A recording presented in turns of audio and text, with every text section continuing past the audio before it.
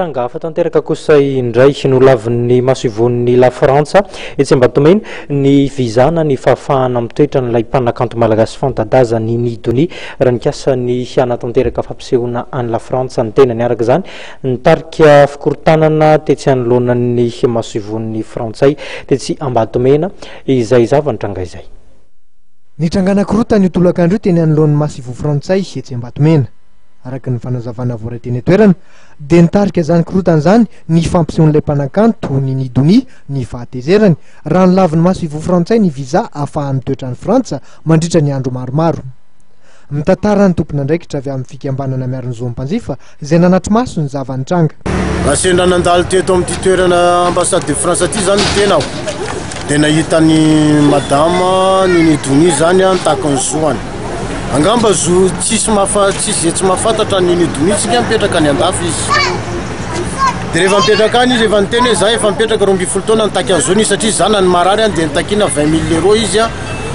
dia rehefa tsy manana an'ilay 20 000 € zany izy a dia refuser les papiers tao dia rehefa refuser les papiers dia nitaky any izy ahoana moa za tsy mahazo mandeha mivoaka ny andafy refusenareo ny visa nefa zanako marary any andafy fa aloha mba andeha hivoaka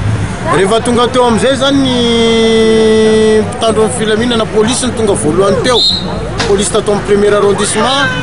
nazavainy tsara le zoany dia nampidiriny le vazaha izy ty ohatra niditra tany anatin'ny kely teo hitany teo zany nampidirany azy teo akaiky kely teo dia niresaka tamin'le vazaha izy nanazava le vazaha moa tsy tia lalan'le fanazavany fa tonga dia avy eo amizay rehefa nisy ny famalindro tao hoe aloha mba hitako ny zoako mba andeha ho any avelany hijery any zanako marary tosika alika be sotona dala be ny namoandro azy toatra nanosika alika ary mbola tsara kokoa nyle tosika an'le olona teo izay zany natonga le olona teo natonga le provocation teo le provocation nataon'le gendarme natonga le olona somary nitroatra kely manoloana ny fitangoronan'ny olona teo anoloan'ny maso ivo frantsay etsy Mbatomena vokatr'ity trango ity fitangoronana izay nahina hitarika korotana dia voatery nametraka ny fepetra fitandrovana ny fandriam-pahalemana ny maso ivo frantsay tonga teny amin'ny toerana ihany koa ny hémorrague nandamina ny zavan'izy ka voatery nalain'izy ireo ny nidony